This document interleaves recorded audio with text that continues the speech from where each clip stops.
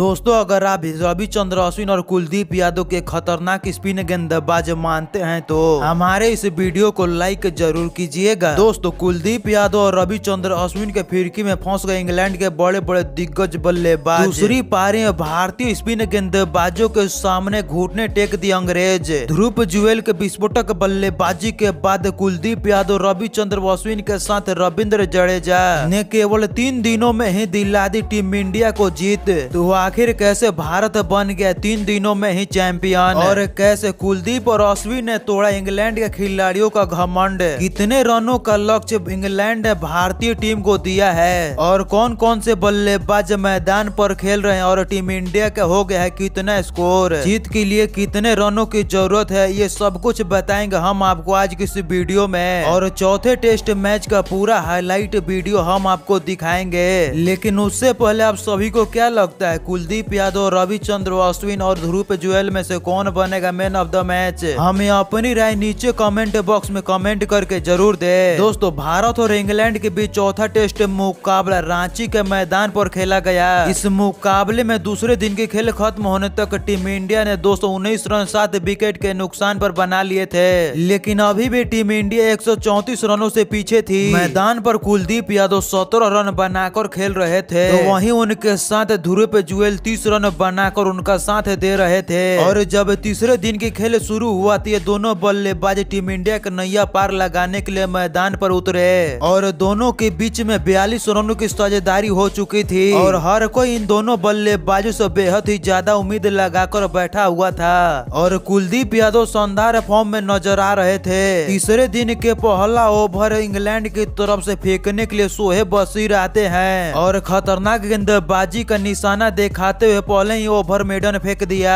कुलदीप यादव और ध्रुव जुरैल इंग्लैंड के गेंदबाजों को डटकर सामना कर रहे थे, और देखते ही देखते ध्रुव जुरैल ने अपना और शतक ठोक दिया, और साथ ही में ये दोनों खिलाड़ियों के बीच में 50 रनों की साझेदारी भी पूरी हो चुकी थी। लेकिन दोस्तों, इंग्लैंड की तरफ से 89 ओवर फेंकने के लिए एडरसन ने कुलदीप यादव को क्लीन बोल्ड कर पवेलियन का रास्ता दिखाया, और भारतीय टीम का 8वां विकेट गिर गया। लेकिन दोस्तों, ध्रुव जुरैल एक तरफ से डटकर मैदान पर टिके हुए थे, और वो लगातार गेंदबाजों की धज्जे अड़ा रहे थे, अपने टीम के स्कोर को आगे बढ़ा रहे थे। टीम इंडिया धीरे धीरे इंग्लैंड की तरफ से दिए गए लीड की तरफ आगे बढ़ रही थी, और ध्रुव जुरैल आकाशदीप के साथ मिलकर चौके छक्के लगाना भी शुरू कर दिए, और इनका बल्ला तो रुकने का नाम ही नहीं ले रहा था। इंग्लैंड की तरफ से 101वां ओवर फेंकने के लिए शोएब बशीर ने आकाशदीप को LPW करके पवेलियन का रास्ता दिखाया, और दोस्तों अब इनके बाद उनका साथ देने के लिए मोहम्मद सिराज आते हैं, और ये दोनों खिलाड़ी मिलकर टीम के स्कोर को आगे बढ़ाने की पूरी कोशिश कर रहे थे।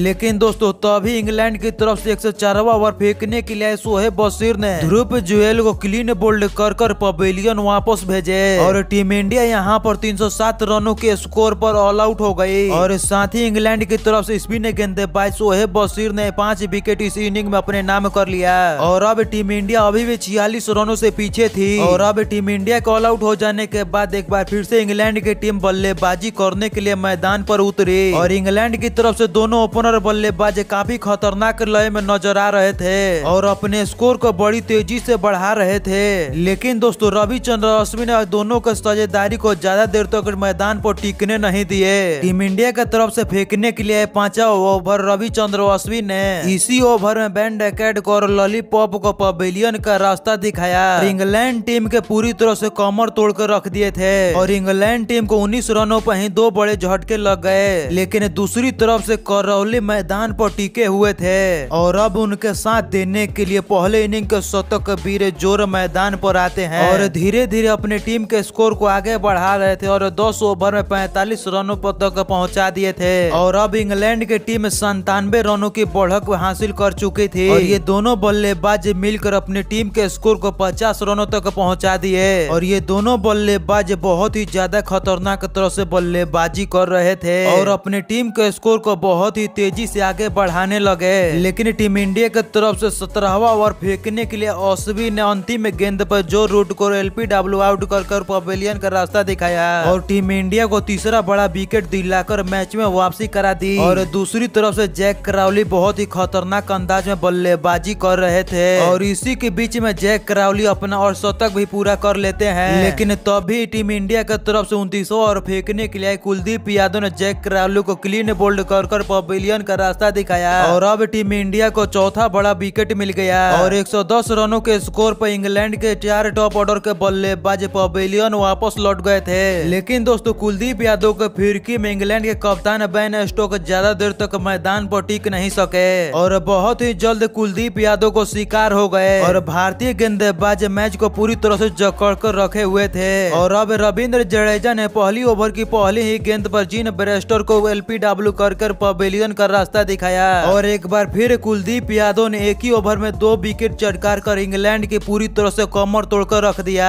और इंग्लैंड के बल्लेबाज टीम इंडिया के घातक गेंदबाजी के आगे ज्यादा देर तक टिक नहीं पाए और इंग्लैंड ने टीम इंडिया को एक आसान सा लक्ष्य दिया और इस मुकाबले में रविचंद्रन अश्विन अपना 5 विकेट लिया और कुलदीप यादव 4 विकेट। और जब इंग्लैंड की टीम ऑल आउट हो जाती है तो भारतीय टीम बल्लेबाजी करने के लिए आती है। तो ऐसा लगता है कि भारतीय टीम अगले दिन के 10 ओवर में इस मुकाबले को अपने नाम कर लेगी, जहां रोहित शर्मा और यशस्वी जायसवाल काफी विस्फोटक अंदाज में बल्लेबाजी करते हुए हम सभी को नजर आते हैं। तो वहीं इंग्लैंड के गेंदबाज भारतीय टीम के बल्लेबाजों के आगे पूरी तरह से घुटने टेक दिए थे और इस मुकाबले में रोहित शर्मा ताबड़तोड़ 4 चौके लगाते चले गए और दूसरी तरफ से यशस्वी जायसवाल कहां रुकने वाले थे, वो भी लगातार एक ही दुखी लेते रहे और इस तरह से तीसरा दिन खत्म होता है टीम इंडिया के 40 रनों के स्कोर पर।